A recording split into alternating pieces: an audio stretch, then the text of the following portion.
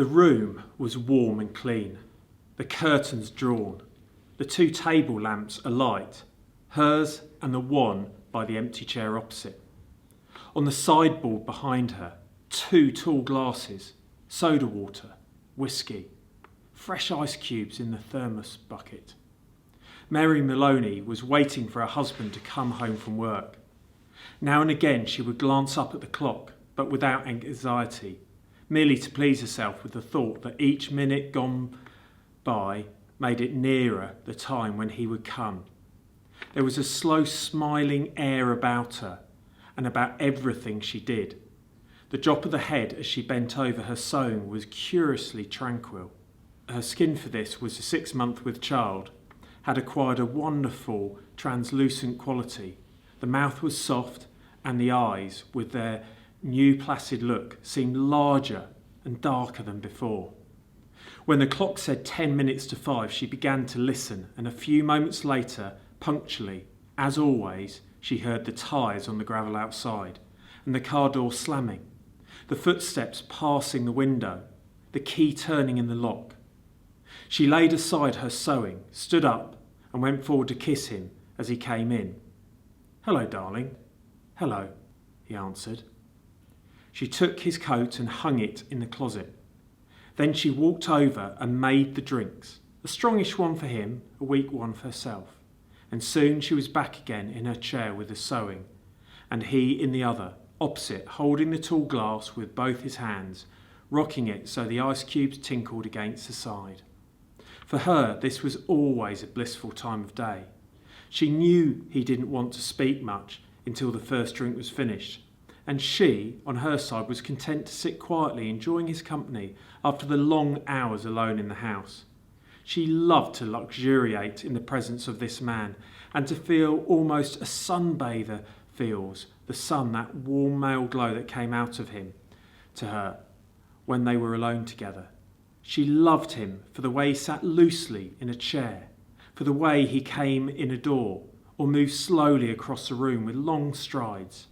She loved the intent, far look in his eyes when they rested on her, the funny shape of his mouth, and especially the way he remained silent about his tiredness, sitting still with himself until the whiskey had taken some of it away. "Tired, darling?" "Yes," he said, "I'm tired."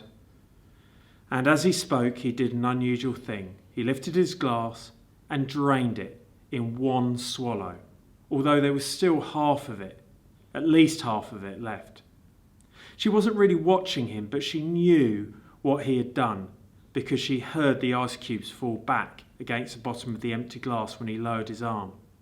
He paused a moment, leaning forward in the chair. Then he got up and went slowly over to fetch himself another. "I get it," she cried, jumping up. "Sit down," he said. When he came back, she noticed that the new drink was dark amber with a quantity of whiskey in it. "Darling, shall I get your slippers?" "No." She watched him as he began to sip the dark yellow drink, and she could see little oily swirls in the liquid because it was so strong. "I think it's a shame," she said, "that when a policeman gets to be as senior as you, they keep him walking about on his feet all day long." He didn't answer. So she bent her head again and went on with her sewing. But each time he lifted the drink to his lips, she heard the ice cubes clinking against the side of the glass. "Darling," she said, "would you like me to get you some cheese? I haven't made any supper because it's Thursday." "No," he said. If you're too tired to eat," she went on, "it's still not too late. There's plenty of meat and stuff in the freezer, and you can have it right here and not even move out of the chair." Her eyes waited on him for an answer. A little nod, but he made no sign. "Anyway," she went on, "I'll get some cheese and crackers first." "I don't want it," he said. She moved uneasily in her chair, the large eyes still watching his face. "But you must have supper. I can easily do it here. I'd like to do it. We can have lamb chops or pork. Anything you want. Everything's in the freezer." "Forget it," he said. "But darling, you must eat. I'll fix it anyway, and then you can have it or not, as you like. She stood up and placed her sewing on the table by the lamp. Sit down, he said.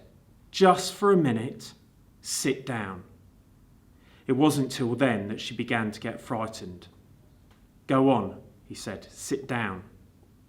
She lowered herself back slowly into the chair, watching him all the time with those large, bewildered eyes. He had finished the second drink and was staring down into the glass, frowning. Listen, he said, I've got something to tell you. What is it, darling? What's the matter?